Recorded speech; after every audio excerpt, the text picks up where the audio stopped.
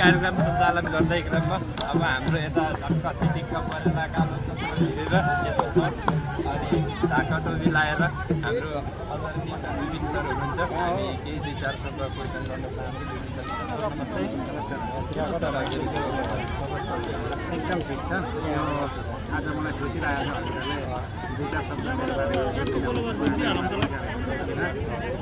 आज हामीले चाहिँ यो प्रदेशी ठाउँमा आएर पनि नेपाली दिदीबहिनीहरूलाई प्लस दाजुभाइ पनि समेटेर हरितालिका तीज नेपालीहरूको महान चाड, महिलाको अझ महान चाड हरितालिका तीजको उपलक्ष्यमा सानो तर हुने प्रोग्राम हामीले आयोजना गरेका छौँ। यसमा सहभागी हुने सम्पूर्णलाई धन्यवाद पनि दिन्छु र हामीले मिल्दो गरेर उहाँहरूलाई हाम्रो यहाँ छोटो समयमा पनि हामीले यति धेरै एरेन्ज गर्न सफल भयो। यसको लागि तपाईँहरू पनि धन्यवादको भागी हुनुहुन्छ, हामी सबै भागी छौँ धन्यवादको।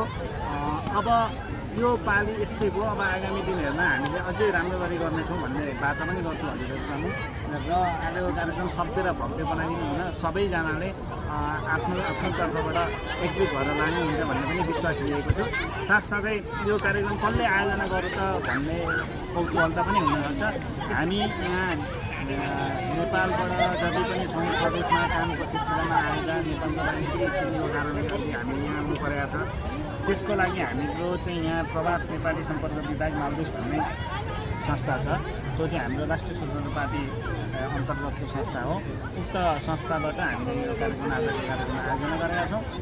अब आगामी दिनहरूमा पनि हामी यस्तै कार्यक्रमहरू गर्दै जानेछौँ। यसको लागि हजुरहरूको समर्थन साथ सहयोग सम्पूर्णको मालदेशमा हुनुहुने नेपाली माया गर्नुहुने नेपालीलाई माया गर्नुहुने नेपालीहरू, कतिपय नेपालीहरू दाजुभाइ दिदीबहिनीहरू नेपालीलाई माया गर्नुहुन्न त भन्दिनँ म, तर पनि मतलबै गर्नुहुन्न क्या। देखेर पनि चिनेको मान्छे त नबोली हिँड्नुहुन्छ।